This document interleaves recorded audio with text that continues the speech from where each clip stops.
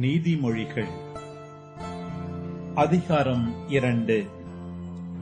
பிள்ளாய், நீ ஞானத்திற்கு செவிசாய்த்து மெய்யறிவில் உன் மனத்தை செலுத்தி என் மொழிகளை ஏற்று என் கட்டளைகளை சிந்தையில் இருத்திக்கொள்.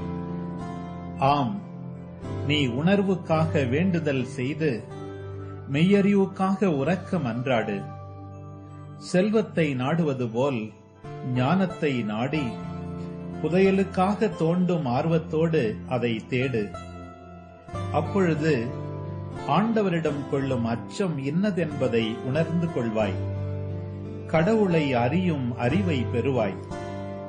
ஏனெனில் ஞானத்தை அளிப்பவர் ஆண்டவரே, அறிவிற்கும் விவேகத்திற்கும் ஊற்றானவர் அவரே. நேர்மையாளருக்கு அவர் துணை செய்ய காத்திருக்கின்றார், மாசற்றோருக்கு கேடயமாயிருக்கின்றார்.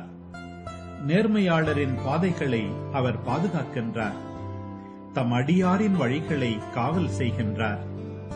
எனவே நீ நீதியையும் நியாயத்தையும் நேர்மையையும் நலமார்ந்த நெறிகள் அனைத்தையும் தெரிந்து கொள்வாய்.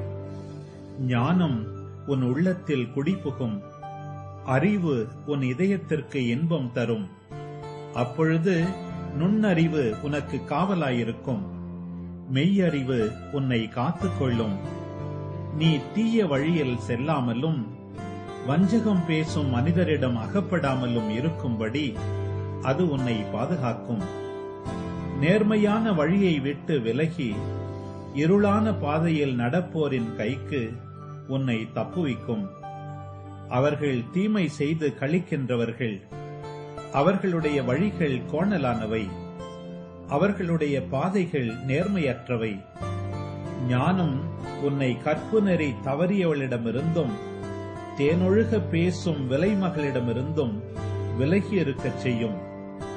அவள் இளமை பருவத்தில் தான் மணந்த கணவனை கைவிட்டவள், தான் கடவுளோடு செய்த உடன்படிக்கையை மறந்தவள்.